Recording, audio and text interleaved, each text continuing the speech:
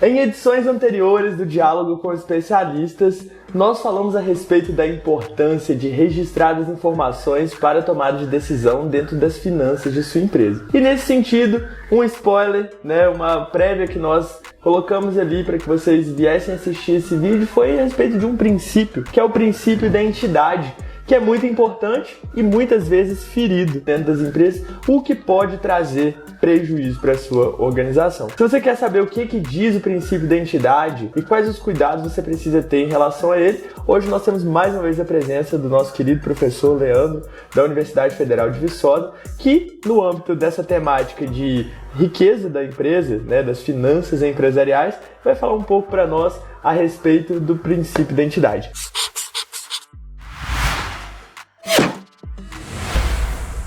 Muito bem-vindo mais uma vez, professor Leandro. O que o senhor diz para nós a respeito desse famoso princípio aí que muitas vezes é ferido e as pessoas passam problemas em função disso nas empresas? Bom, pessoal, primeiro eu agradeço também a oportunidade de estar aqui mais uma vez. Eu acho que, como eu disse na edição passada, a possibilidade nossa de levar o conhecimento para os gestores, para os empreendedores, no que está relacionado à gestão financeira, que é a minha área específica, mas assim, de um modo geral, gestão, é sempre bem-vindo. Então, é um prazer poder participar desse programa. No que está relacionado ao princípio da entidade, quando a gente fala princípio, muitas vezes as pessoas que não conhecem a terminologia acabam sem entender o que significa isso. O princípio da entidade, ele é um princípio lá da contabilidade que ele tem como prerrogativa a separação do dinheiro da empresa com o dinheiro do sócio.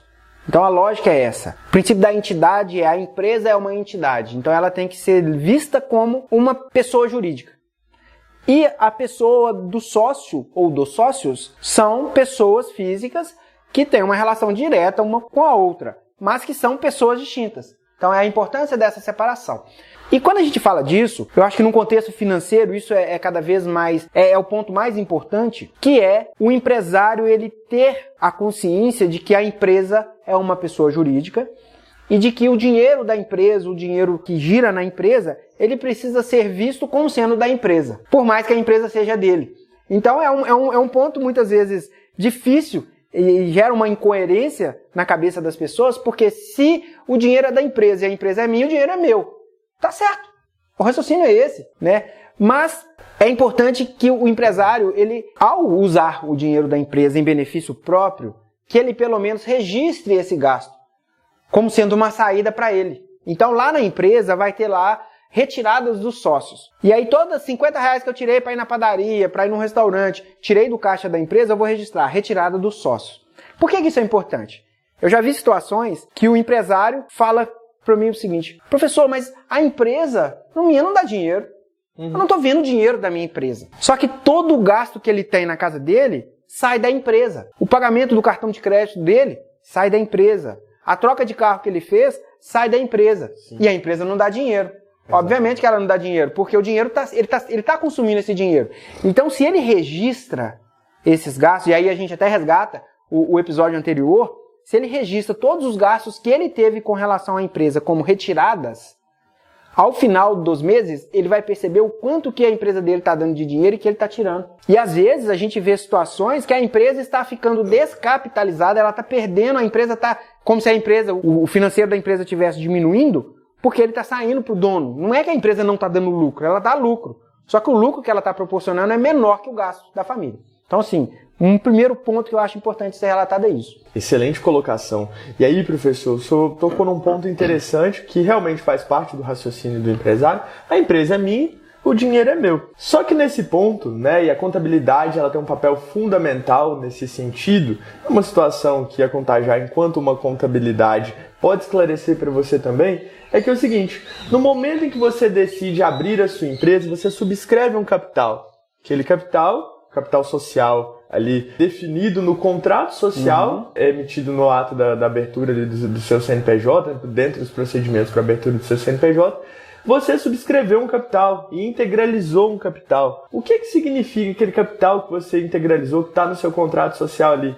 Você colocou aquilo no chamado patrimônio líquido da empresa. Então agora, aquele capital ele é da empresa a ser investido em caixa, estoque, caixa da empresa, estoque da empresa, o imobilizado da empresa, que é veículos, né, os próprios imóveis da firma. Então aquele dinheiro ele é seu, mas você aplicou aquele capital para a sua empresa. Aquele dinheiro ele foi destinado para a empresa. E aquela empresa, ela adquiriu uma identidade jurídica, que é o CNPJ. Então você, CPF, você pessoa física, é o detentor daquele CNPJ, é o dono daquele CNPJ, mas o capital está aplicado naquele CNPJ. Portanto, dinheiro do sócio, o seu dinheiro, por mais que a empresa seja sua, e o dinheiro da empresa, eles têm destinações distintas. É a mesma coisa de eu fazer um título de capitalização no banco, eu peguei um capital, apliquei aquele capital, fiz um título de capitalização. Se eu for para eu retirar aquele dinheiro daquela aplicação, eu preciso de uma série de procedimentos para tirar aquele dinheiro que está aplicado, está investido em alguma coisa. Então, a mesma coisa, o dinheiro é seu, continua sendo seu, mas ele está com uma função social distinta que é para ser utilizado como aporte ali dentro da empresa. Então, é isso que nós gostaríamos de frisar em relação a esse princípio. Muitas vezes no decorrer do dia a dia, como eu digo, a vida é dinâmica, estou indo levar o meu menino na escola, e preciso pagar a mensalidade da escola dele. Eu tô sem meu cartão aqui, me vê R$600 aí, fala com a moça que sou atendente, o balconista, a pessoa que cuida do seu caixa ali, me vê R$600 aqui para eu pagar a mensalidade da escola do menino. Aí põe aquele dinheiro no bolso, leva para a escola, paga a escola, vida que segue, vida correria, reuniões, compromissos, imprevistos financeiros, é um carro que fura o pneu ali no caminho do retorno. E aí eu tô falando da realidade que a gente chama o nosso consumidor hoje de omnichannel. Esse consumidor que você precisa pensar na vida dele, em todos os seus pontos de contato.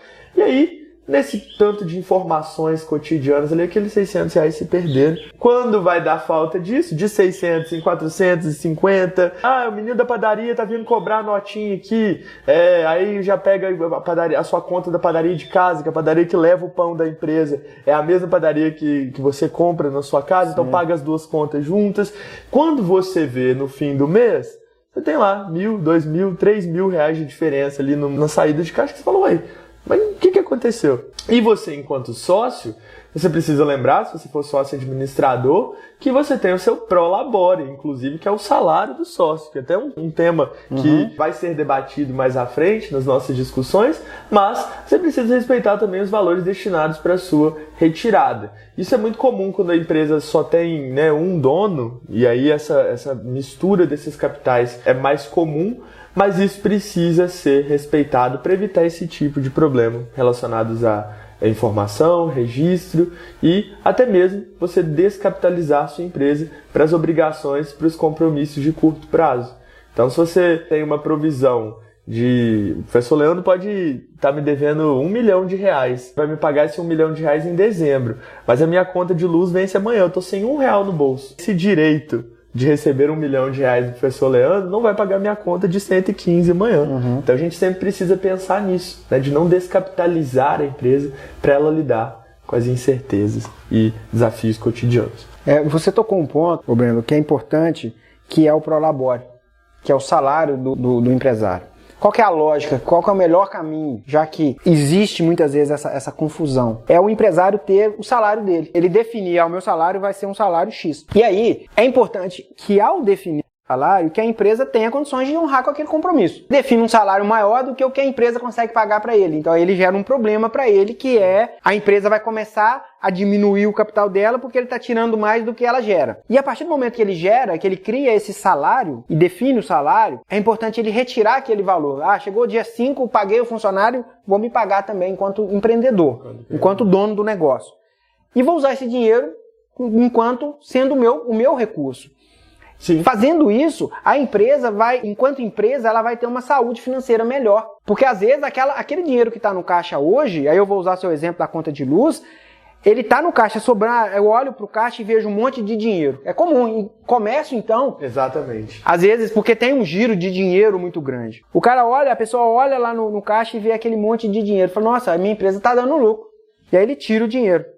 Quando é amanhã, ele tem que pagar. o fornecedor, ele tem que pagar o funcionário, ele tem que pagar a energia elétrica, ele tem que pagar o aluguel, ou ele tem que pagar algum outro compromisso, que aquele dinheiro que estava no caixa ontem era ele, para ser usado. Ou até mesmo um imprevisto, né, professor? Estourou um cano aqui, inundou a frente do meu negócio inteiro. A empresa, ela lida com essas contingências, coisas que acontecem. Infelizmente, aconteceu alguma coisa aqui, o carro bateu, quebrou a vidraça, ele vai pagar, mas enquanto isso eu vou ter que pagar um segurança aqui, vou ter que dar um jeito. Existem esses gastos. A única coisa constante nas empresas é a mudança. Então, trabalhar ali com dinheiro na faixa, na corda ali também, muitas vezes pode ser uma alternativa perigosa. Né, professor? Sim. E acompanhar, né? Faz parte de um próximo assunto que a gente já até conversou para fazer, que é falar do capital de giro, mas isso tem uma relação direta com o capital de giro, porque acompanhar a gestão do capital de giro passa por acompanhar o dia a dia da empresa. Então, assim, eu acho que com relação ao princípio da entidade, o ponto principal é o empreendedor, o empresário, conseguir perceber que existe diferença entre empresa e ele, enquanto pessoa física. E na medida do possível, e aí, às vezes, assim, é muito fácil a gente falar, faz isso. Exatamente. Entendeu? Faz o registro. Tá, fazer o registro é aquilo que a gente falou na edição passada. A primeira vez vai ser mais difícil, na primeira vez você vai esquecer alguma coisa, na segunda vez vai ficar coisa para trás, na terceira. É um processo de amadurecimento que precisa acontecer. Então é uma lógica de buscar um padrão, buscar um ótimo. O que não pode é difícil de fazer, eu vou deixar de fazer. Não, é difícil de fazer, eu vou encarar isso como sendo um desafio e vou, à medida que o tempo vai passando, eu vou registrando as informações, eu vou criando o hábito de não retirar o dinheiro da empresa, ou se retiro, registro para ao final do mês eu analisar e olhar, opa, quanto de dinheiro eu tirei da empresa, está listado aqui. Porque é o que você comentou, às vezes está faltando um dinheiro e no dia a dia o próprio empresário tirou o dinheiro, não percebeu que tirou, esquece, porque é dinâmico, a gente esquece, e aí ele fala, mas cadê meu dinheiro? Né? Então acaba gerando uma desconfiança com o colaborador, uma desconfiança com o fornecedor, ou uma desconfiança com o cliente, que pode não existir, não estou falando que não existe, infelizmente, existem situações dessa natureza, mas que às vezes é a falta de registro do empresário que está fazendo com que aquele dinheiro não esteja ali. Exatamente. Para evitar injustiças, né? Para que as coisas aconteçam dentro de um princípio de uma legalidade e de uma justiça social mesmo ali em relação a quem são as pessoas que compõem o quadro da sua empresa, e que o problema não é sempre o colaborador, o problema não é sempre o cliente, o problema não é sempre a liquidação duvidosa de quem você vendeu. Às vezes é a destinação. E aí, só para finalizar do ponto de vista da Contagiar essa questão, hoje com o advento do Pix, a gente precisa, inclusive, ficar um pouco atento em relação a isso, pois muitas vezes já vi acontecer na prática, eu tenho meu CNPJ, mas aí eu passo o Pix da minha conta de pessoa física. Ah, pode mandar pra mim aí, bota o número do meu celular, 333-333-333, aí cai na conta do Breno, pessoa física. Isso vai acontecendo.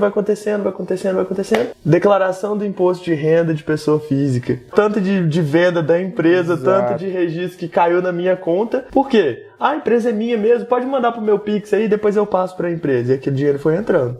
E aí, como que você vai declarar essas entradas? Então, é muito importante, né? Na prática, a gente fala, pode parecer uma bobeira, né? Ah, dinheiro, a empresa é minha, depois eu arrumo. Mas, na prática, você precisa estar muito atento para esses elementos aí. O capital que é da sua empresa e o capital que é seu enquanto pessoa física. Eu quero só chamar a atenção para um último ponto, Breno, que eu acho que vale a pena. A cultura da empresa, ela é um reflexo da cultura do gestor, da cultura do empresário. E aí, se o empresário ele tem a cultura de ser organizado, de registrar o que gasta, de trabalhar com as informações, de ter essa preocupação, todos os colaboradores vão ter essa preocupação. Então, você gera ali uma cultura, você gera uma cultura de organização, que inclusive é uma cultura de analisar os dados para tomar decisão. Isso é cultura, tá? Quando o empresário é aquela pessoa que não valoriza muito isso, o que vai acontecer?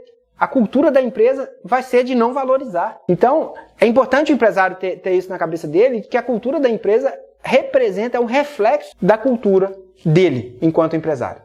Então, quanto mais ele buscar uma organização, maior o grupo da empresa, né, tendo 1, 2, 3 mil colaboradores, vai seguir aquele caminho também. Muito bem.